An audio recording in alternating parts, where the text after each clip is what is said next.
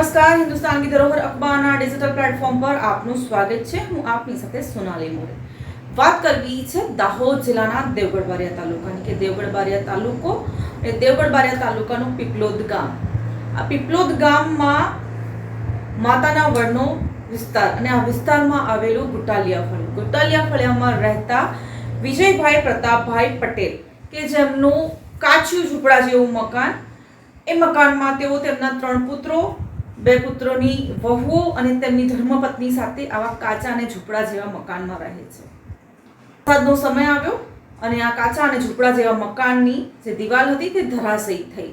તેના કારણે તેમને પંચાયતને જઈ અને લેખિતમાં અરજી આપવાની કોશિશ કરી, છતાં પણ ત્યાં જે પંચાયતમાં બેઠેલા જવાબદાર જે નાગરિકો છે, સરપંચ હોય કે તલાટી હોય, અધિકારી તરીકે તે લોકોની જે ફરજ બનતી હતી કે પંચક્યાસ કરી અને તેમનું નામ આવાસમાં નાખવું, પરંતુ કોઈ ત્યાં સ્થળ તપાસ કરવા ગયું નહીં. તેમણે વિડીયોમાં એ પણ કહ્યું કે અમારા જ ફળિયામાં 2 મા-બાપ વગરના દીકરાઓ પણ રહે છે. તે દીકરાઓ તાડના ઝાડના જે પાન હોય છે એ તાડના ઝાડના પાનનું ઝૂંપડું બનાવીને ઉપર તાડપત્રી નાખીને રહે છે, છતાં પણ તેમના પર પણ કોઈ ધ્યાન આપવામાં ન આવ્યું. આ જે ગરીબ વ્યક્તિઓ છે એમના જે દ્રશ્યો છે એ દ્રશ્યો જોઈ અને શરીર પર રૂવાટા ઊભા થઈ જાય છે કે જ્યારે ગરમીનો સમય હોય ત્યારે તો માણસ શીતળતા મેળવવા માટે ગમે ત્યાં જમીન પર કે અગાસીમાં જઈને સૂઈ જતું હોય છે, પણ ઠંડીનો અને વરસાદનો સમય હોય ત્યારે શું કરતા હશે? જી હા, આ વ્યક્તિઓની જે મકાનની કાચી દિવાલ હતી તે ધરાશયી થઈ, જેના કારણે આજે વિજયભાઈએ પંચાયતમાં જઈને લેખિત આપવાની અરજી આપવાની કોશિશ કરી, તો તેમની અરજી પણ ન સ્વીકારવામાં આવી. તેમને તો પહેલા જે સર્વે કરીને ગયા હતા, સર્વેના આધારે પંચાયતમાં જઈને વાત કરી કે અમારું કે મકાનનો આવાસનું નામ કેમ નથી આવ્યું, અમારું આવાસમાં નામ કેમ નથી આવ્યું. તો સરપંચ અને સરપંચે એવો જવાબ આપ્યો કે ભાઈ ઓનલાઈન થાય છે, તમારે ઓનલાઈન પણ કરી દેવું જોઈએ. જ્યારે વોટ માંગવાનો થાય ત્યારે તો તમે ઓનલાઈન વોટ જોઈશે એવું કહેવા જતા નથી. તમારી જવાબદારી નિભાવવી પડે. તમારે ગામના અભણ વ્યક્તિઓ, જે સાક્ષરતા વિનાના વ્યક્તિઓ છે, તેને તમારે પૂરેપૂરી મદદ કરવી પડે છે. જ્યારે વોટ માંગવાનો વારો આવે ત્યારે તો તમે 2 હાથ જોડીને ભીખ માંગવા ગયા હોય તેમ ભીખ માંગવા જાઓ છો. તો તમને એટલી શરમ હોવી જોઈએ કે તમારે તમારા ગામના જવાબદાર નાગરિક તરીકે દરેક નાગરિકનો વિકાસ થાય અને સરકારમાંથી આવતા દરેક લાભો નાગરિકો સુધી પહોંચે, એનાથી તમે માહિતગાર હોવા જોઈએ. આ ગરીબો માટે આ જે સરકાર છે એ સરકાર ગરીબો માટે નથી, ગરીબોના અધિકાર માટે નથી, પરંતુ આ સરકાર સમૃદ્ધ વ્યક્તિઓ માટે છે, પ્રભાવશાળી વ્યક્તિઓ માટે છે. પંચાયતોમાં બેસનારા પ્રભાવશાળી વ્યક્તિઓ જેમની દર વર્ષે કંઈક ને કંઈક લાભ મળતા હોય છે, ને આવા ગરીબ લોકો જેમને જરૂરિયાત છે તેમને વિકાસના નામથી તમે વંચિત રાખી રહ્યા છો. ને સમૃદ્ધ લોકો, ગરીબ લોકોના પણ જે વિકાસના કામોમાં નામો આવેલા હોય છે તે વિકાસના કામોના જે લાભો હોય છે તે ખટકી જતા હોય છે અને લઈ જઈ અને તેમના ઘર આંગણે કરાવતા હોય છે.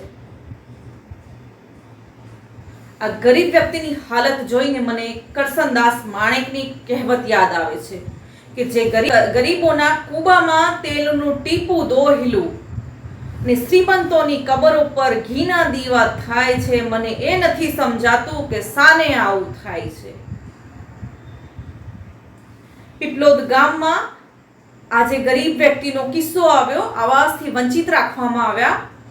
ખબર નહીં ઉપલા અધિકારીને કોઈ ટેકનિકલ ઇસ્યુને ખામીના કારણે કદાચ ખબર હશે કે નહીં ખબર હશે, પરંતુ આવા કેટલા પીપલોદ નહીં પરંતુ બારિયા તાલુકામાં આવા કેટલાય આવાસોના રૂપિયા આવી ચૂક્યા છે, પરંતુ આવાસો હજુ પણ માટીના થાપેલા મકાનોમાં જ આ લોકો રહેતા હોય છે અને દરરોજ એક નવી પરિસ્થિતિનો, એક અઘરી પરિસ્થિતિનો, કપરી પરિસ્થિતિનો સામનો કરતા હોય છે. તો આવા ખરેખર ગરીબ લોકોને જરૂરિયાત છે વિકાસના કામોની. સરકારશ્રી સુધી આ વાત પહોંચાડવી છે કે ખરેખર આવા વ્યક્તિઓ સુધી તમારો જે વિકાસનો ઢીંઢોરો છે એ વિકાસના લાભોનો ઢીંઢોરો આ ગરીબ જે લોકો છે એ લોકો સુધી પહોંચવો એ જરૂરી છે, ના કે સમૃદ્ધ અને વિકસિત લોકો માટે કે જે લોકો પોતે સમૃદ્ધ છે, પોતે પ્રભાવશાળી છે, છતાં પણ એ લોકો વિકાસના નામે લોકોનું આંચકી લેવા ટેવાયેલા છે. સરકાર પાસેથી વારંવાર આવા વિકાસના કામો ખૂંચી લેવા ટેવાયેલા છે. સાંભળીએ આ વિડીયોમાં કે આજે વિજયભાઈ પટેલ તેમને વિડીયોમાં શું કહ્યું અને તેમની શું પરિસ્થિતિ છે. નામ છે વિજય પ્રતાપ પટેલ, ગામ પીપલોદ, માતાના વડ, ફળી ગુટિયારા ફળી. મારું આ મકાનમાં રહું છું. આ મકાનની પરિસ્થિતિ એવી છે કે અત્યારે પડી જાય ને એ પોઝિશનમાં છે અને મારે એક બાજુની દિવાલ બી આ પડી ગઈ છે. અને આ રજૂઆત મારે છે ને આવાસ પ્રધાનમંત્રી આવાસ યોજનામાં મેં જે તે વખતે સર્વે કર્યું તો ત્યારે મારું કોઈ નામ આવ્યું નથી. એના પછી મેં હું ઇન્કવાયરી લોકોને પૂછવા ગયો તો ત્યારે એવું મને કીધું કે તમારે જાતે બી કરી લેવાનું, આ જાતે બી થઈ જાય છે. તો અમે અમને કીધું કે જાતે અમે ભણલા નથી, કઈ રીતના કરીએ. તો પછી એ લોકોએ ત્યાં સુધી પહેલે નહીં કર્યું. તો અમે ટીડીઓ સાહેબને બી અરજી આપી છે. તો તમારા આવાસમાં આવ્યું છે કે નથી આવ્યું? ના, નથી આવ્યું. જે પહેલા સર્વે કરી ગયા તલાટી અને કમળભાઈ આવ્યું. હા, તો પછી આ યાદી આવી. યાદીમાં અમે તપાસ કરી તો અમારું કોઈ યાદીમાં નામ નહોતું. પછી અમે તાલુકામાં તપાસ કરી તો ડીડીઓ સાહેબે એવું કીધું કે લેખિતમાં આપો. તો અમે લેખિત ડીડીઓ સાહેબને આપ્યું. તો ડીડીઓ સાહેબે એવું કીધું કે એક અરજી તમારે તલાટીને બી આપો. અમે તલાટીને આપવા ગયા. તે દિવસ 15મી ઓગસ્ટ હતી. ત્યારે ગામના વડીલો અમુક બધા હતા, સરપંચ હતા, ડેપ્યુટી સરપંચ હતા, પછી અમુક આ બાજુથી આમ કરીને મતલબ એમ ગામના બધા જ વડીલો હતા. તો તલાટી અમારી પાસેથી અરજી લીધી નથી. અરજી નહીં લીધી ત્યાં સુધી આ ગામના વડીલો હતા એ બી કોઈ સવાલ નથી કર્યો કે ભાઈ આને જરૂરિયાત છે, તમે આનું ગમે તે કરો. પણ કોઈએ અમારી બાજુ ધ્યાન લીધું નહીં. અને આ મારે એવું છે, પછી અમારા ફળિયામાં બીજા બી 2 છોકરા એવા મા બાપ વગરના છે, એમને બી એવું નથી. એમનું બી સર્વે કરેલું છે પણ એમને બી કોઈ આધાર નથી. પણ તારે તારના જેડા ને એવું નાખીને રહે છે એ લોકો, પણ એનું બી કોઈ ધ્યાનમાં લીધું નહીં એ લોકોએ. અને આવું કે જેને જે આવ્યું છે પહેલાંથી એને ફરી આવે છે, આવે બી એનો બી વાંધો નથી, પણ જેને જરૂરિયાત છે એની પાસે કશું આવ્યું જ નથી અત્યાર સુધી.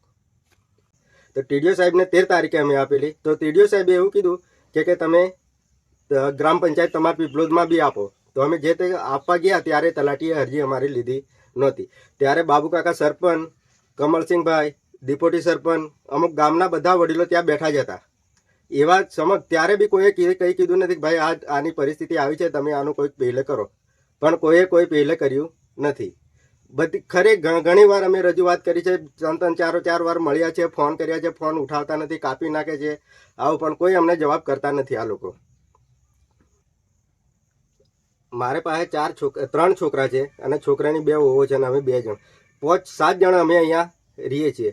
પણ આવામાં અમે કઈ રીતના રહીએ? અને પ્રધાનમંત્રી યોજનાઓવાળા કહે છે કે બધાને આપીએ છીએ, પણ અમને કોઈ આ મળ્યું જ નથી અત્યાર સુધી.